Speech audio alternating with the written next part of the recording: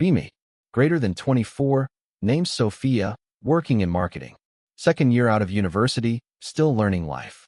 I always called myself progressive, forward-thinking. Believed strongly in equality and new values. Argued online about fairness and safe spaces. Mocked anyone who said rules could harm innocence.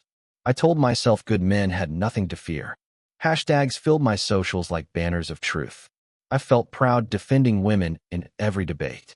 Convinced the world needed stricter standards now. And I trusted those standards blindly without doubt. Until the day I watched it break someone. In my office worked a man named Todd. 40, older than most of us inside. Quiet, but always steady, never unkind once.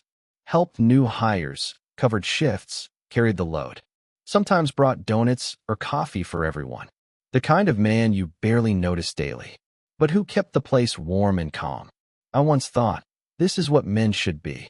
The story that changed everything came suddenly.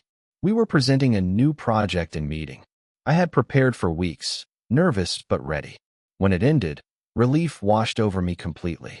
Todd smiled and said warmly, "Good job, young lady." I didn't feel insulted, not for a moment. His tone was gentle, even encouraging truly. I smiled back, thinking nothing of it.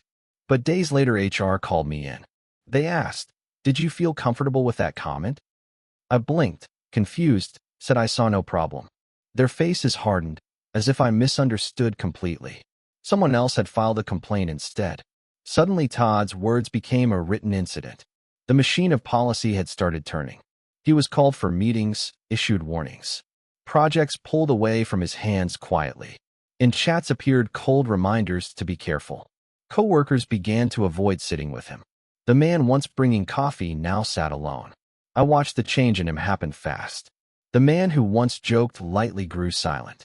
His eyes stayed fixed on the laptop always. Hands folded, back hunched, voice barely used anymore. The office buzzed, but he stayed invisible. No more donuts, no more quiet kindnesses. Coworkers slipped away from his table at lunch. HR emails piled with reminders about conduct. Every step he took felt monitored closely. I told myself maybe it would blow over. But deep down I felt the chill too. How one harmless phrase had rewritten his image. A good man turned into whispered warning signs. Weeks later the verdict arrived with corporate tone. Due to misalignment with company values, contract ends. The words landed like a cold execution notice. Todd packed his desk without a sound.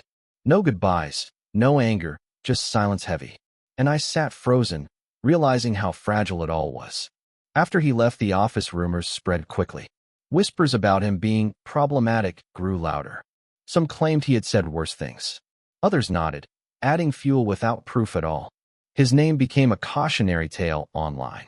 I knew none of it was true personally, but the tide was already too strong to stop. I heard he applied to other companies desperately, sent resumes, called contacts, begged for interviews. Yet no one answered. Reputation traveled faster. Doors closed before he even stepped inside. The kind man erased by a single phrase. Months later, I saw him again by chance. I was leaving a store on a cold night. A delivery car pulled up outside slowly. When the driver stepped out, I froze instantly. It was Todd, carrying boxes of pizza. Old jacket soaked, hands trembling from the cold. He looked older by 10 years and seconds. I stepped closer, my breath caught in shock. "Todd, is that really you?" I asked softly. He turned, eyes dull but familiar still. Lines etched deeper, shoulders bent from weight. For a moment, he just stared silently at me. Then whispered, "Sophie, I don't know who I am anymore." His voice cracked, words heavy with defeat. The man who once carried offices with kindness now stood broken in the freezing rain. Pizza boxes stacked like burdens in his arms. I wanted to say something, anything comforting, but the words tangled useless in my throat. All I felt was guilt burning deep, because I had watched it happen step by step, had cheered for the rules that erased him, without lifting a hand to stop the fall. That night, I walked home shaking inside, his face haunting me in the dark. Proof that even one word can end a life. At home, I sat in darkness for hours. His voice replayed again and again in me. "I don't know who I am anymore." The sentence tore through every belief I held. I opened my socials, scrolled through old posts. There I was, mocking men without hesitation, writing proudly that only guilty ones should fear, laughing at warnings about ruining the innocent. But Todd had been innocent, I knew that. A kind man, erased by one phrase. And suddenly all my hashtags looked hollow. Every argument I made felt poisoned now. I thought about fairness, justice, equality constantly. Asked myself if this was truly progress, if this was the world we had wanted, or if we had gone too far blindly. The questions kept me awake until morning, because the answer stared back in his eyes. An answer I could no longer ignore. Days turned into weeks, but his image lingered. I couldn't shake the sight of him standing there, shivering in a torn jacket with pizza boxes. The man who once carried the whole office quietly, now carrying food for strangers just to survive. I replayed memories of him bringing coffee, covering shifts, mentoring new hires patiently. None of those moments counted when judgment came, all erased by a single complaint and rumor. Coworkers who once praised him stayed silent, afraid to defend, afraid to be next. I realized silence can destroy as much as lies, because no one stood beside him when it mattered. And I was part of that silence too. The guilt dug deeper every single day, not for words I said, but for words I never spoke, for letting kindness be rewritten as harm, for watching justice turn into punishment before my eyes. I started questioning everything I once believed. All the posts, the debates, the slogans repeated. I thought they stood for fairness and safety. But what fairness leaves a man broken like Todd? What safety erases kindness as if it never existed?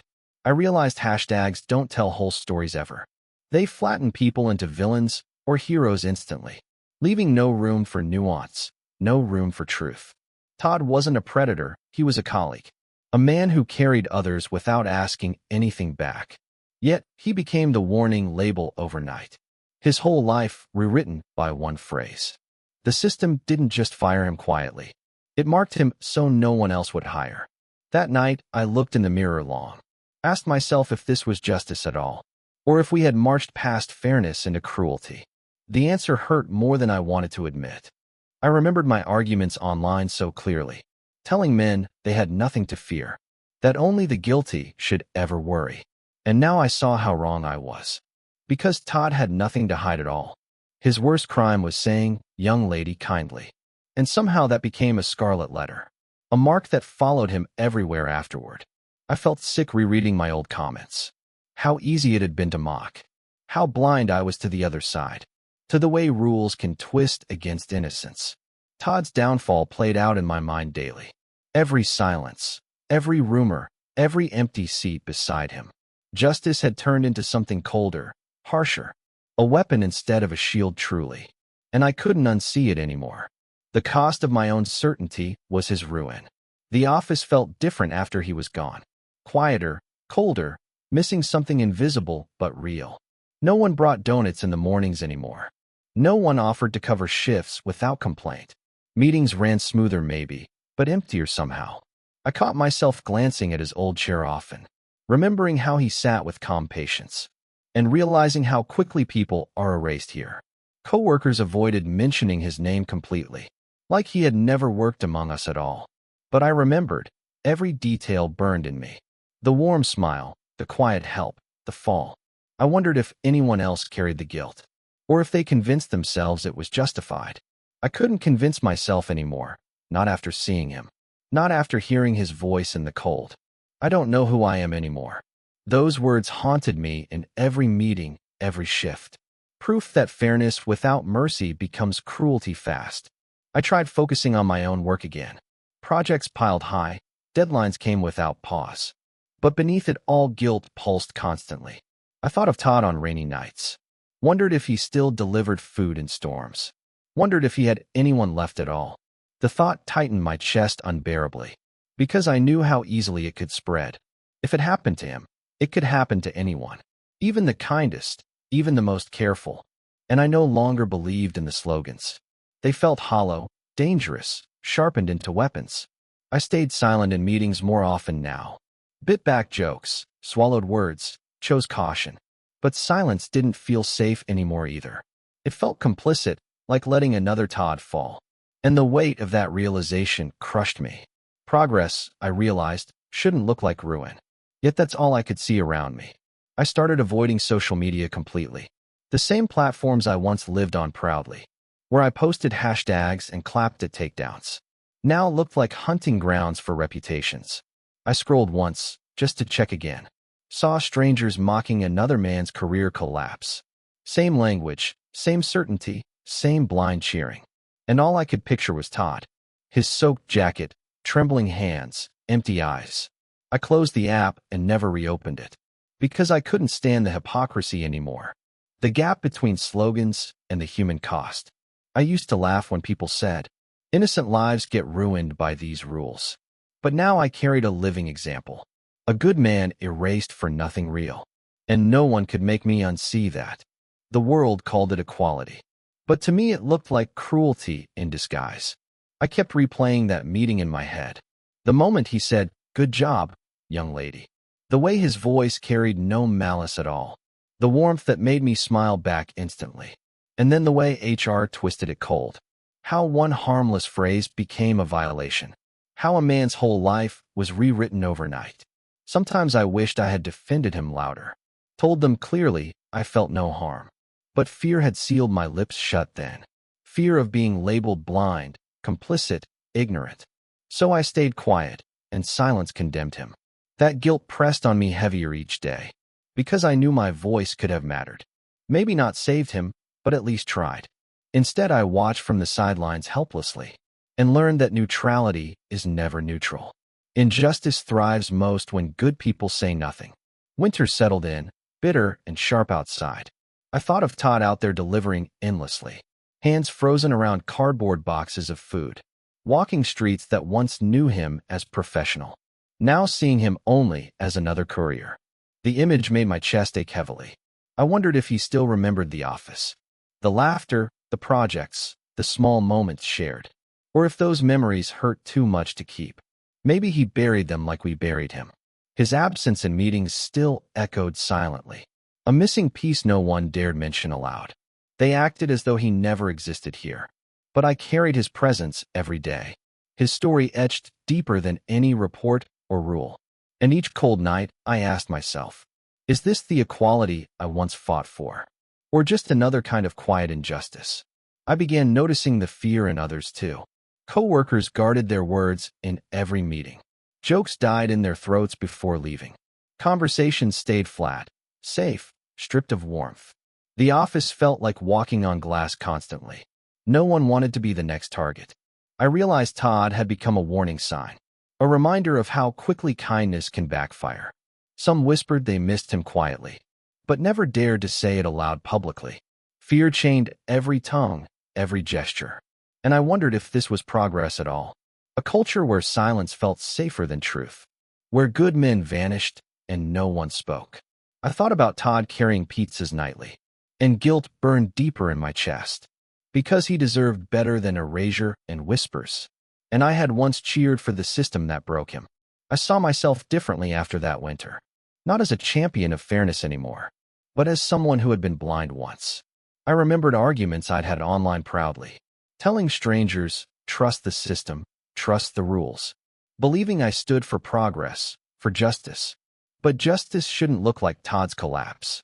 Shouldn't strip dignity from kind people quietly. The memory of him haunted me constantly. Pizza boxes in his arms, rain dripping. Eyes that carried 10 years of defeat. Those eyes followed me into every reflection, asking me if I still believed my slogans. And I couldn't answer honestly anymore. Because every hashtag felt poison now. Empty words compared to the silence of his life. I had learned too late what fairness truly means, and how fragile it is when twisted into punishment. I avoided the HR office as much as possible. Their polite smiles now felt sharp and false. Every policy email read like a quiet threat. I wondered if they felt guilt for Todd too, or if to them he was just a statistic, a case file marked and closed forever. Meanwhile, he was out there breaking under ring, each delivery stripping pieces of the man I knew. I wanted to ask them if they remembered how he once trained new hires patiently, how he brought coffee for the whole team. But I knew the answer already. To them, kindness meant nothing beside a complaint. His life weighed less than company image. That truth made my stomach turn bitter. Because progress without compassion is just cruelty. And I no longer believe their version of justice. Not after watching it erase a good man. Months passed, but Todd never left my mind. I walked the same streets hoping to see him, wanting proof he was still holding on somehow, but also fearing the truth if I did. Sometimes I imagined him finding steady work again, smiling faintly, carrying himself a little taller. Other times I pictured only the rain-soaked jacket, the boxes heavy in his trembling hands, and my chest tightened until I couldn't breathe. I realized injustice doesn't just vanish with time. It lingers like a scar across your memory, reminding you of the cost of silence. Each time I stayed quiet when he needed voices, I replayed the guilt over and over again. Because fairness without courage means nothing, and I had lacked courage when it mattered most. Todd's story became the lesson I could never escape, a reminder etched into every choice I made afterward. I began writing at night to ease my chest, filling pages with everything I never said. Letters to Todd I'd never send him directly. Apologies for staying silent when he was erased. Memories of laughter in the office long ago. Wishes that I could go back and defend. Sometimes the writing helped me breathe lighter.